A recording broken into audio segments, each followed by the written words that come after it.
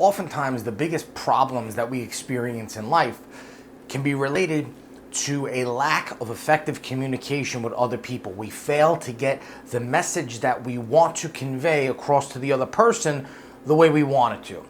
This is Paul Mascetta with The Influential Mind, and in this video I'm going to share with you 3 simple steps to become a better communicator.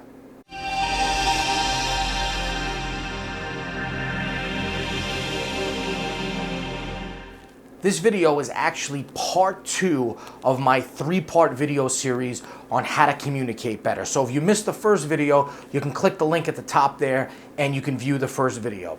So the first tip that I want to share with you today when becoming a better communicator is to be very clear on what it is that you want to communicate to the other person.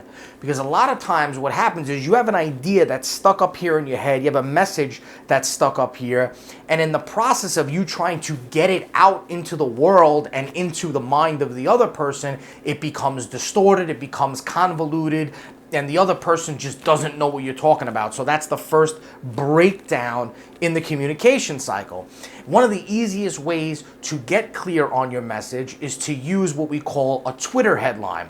So Twitter, as you probably know, is a big social network that allows people to go online and tweet things, phrases or sentences or thoughts or words, whatever it is that they want to tweet.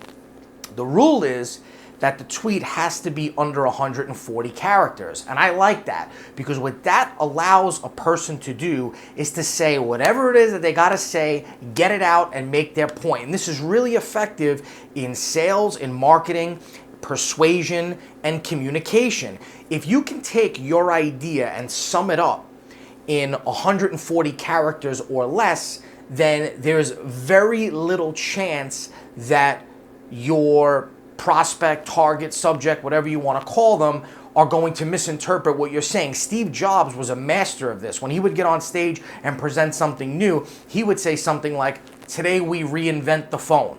Right? That was what he said when he wanted to unveil the iPhone. Today we reinvent the phone. There's not much to deliberate about that. You don't have to sit around and wonder, what is he talking about? You know exactly what he's going to say after he makes that statement. So make sure you keep your thoughts, your phrases, your sentences, your messages, whatever. Your main thought, you should be able to communicate it in 140 characters or less. The second thing that you could do is you could use what we call an analogy. And an analogy is basically very simple. It's when you take one scenario and you compare it to something completely different to drive home the same point. So an analogy that I use all the time for people that are lazy and don't want to work hard and don't want to get a job is I say, these people are sitting around waiting for someone to show up at their house with the answers to all of their problems. Now, in real life, they may not necessarily, well, some people may be, but in reality, they're not really waiting for someone to show up at their house. What they are waiting for is something to be handed to them. So that's how I convey that message, by using that analogy. The third thing that you can do is you could use a metaphor. And a metaphor is just a word or a phrase that describes something else, but it injects it with some emotion, or it injects it with a visual component that enables the person to understand it better. So when people say it's raining cats and dogs outside, right? It's not really raining cats and dogs. What they're trying to convey is that it's raining really hard outside.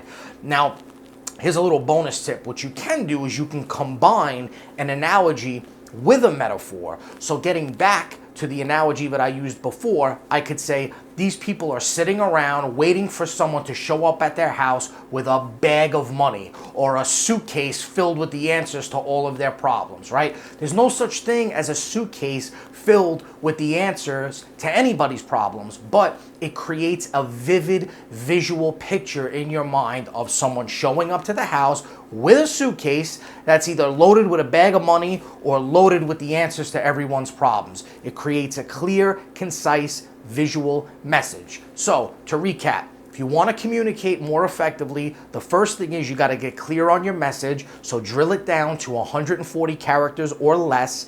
The second thing is use an analogy, and the third thing is use metaphors. And the bonus, combine the metaphors and the analogies, and you'll make an even more impactful statement. Want to know my simple 5-step process for influencing others? Click that link right there and download the Influence Blueprint absolutely free. Now, if you enjoyed this video, don't forget to like it, leave a comment, and make sure you subscribe.